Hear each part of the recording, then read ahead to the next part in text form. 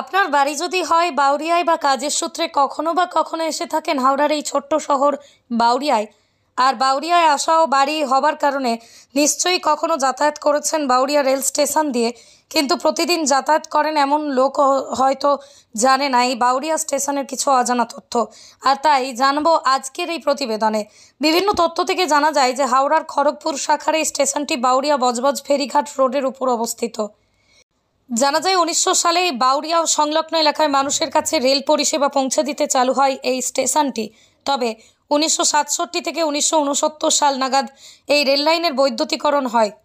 বর্তমানে এই বাউরিয়া রেল স্টেশনে 5টি প্ল্যাটফর্ম থাকলেও নেই কোনো গাড়ি পার্কিংয়ের সুবিধা, তবে সাইকেল ও মোটর সাইকেল রাখার ব্যবস্থা রয়েছে। দক্ষিণ পূর্ব রেলের এই বাউরিয়ার স্টেশনের স্টেশন কোডটি হলো BVA, আর এই স্টেশনটি জেলার মূল শহর হাওড়া থেকে 24 থেকে 25 কিলোমিটার দূরে অবস্থিত। বর্তমানে এই বাউরিয়া স্টেশনে রয়েছে 2টি টিকিট কাউন্টার এবং প্ল্যাটফর্ম সংলগ্ন এলাকায় সংরক্ষিত আসনের জন্য টিকিট কাটার ব্যবস্থাও রয়েছে। প্রায় সমস্ত লোকাল ট্রেন যেমন এই স্টেশনে দাঁড়ায়, ঠিক তেমনই আবার বহু দূরপাল্লার ট্রেনেরও স্টপেজ রয়েছে এই বাউরিয়া স্টেশনে। আর এই বাউরিয়া স্টেশনের দিয়ে প্রবাহিত হয়েছে ভাগীরথী হুগলি নদী, অন্য দিক দিয়ে চলে গেছে 16 নম্বর জাতীয় সড়ক।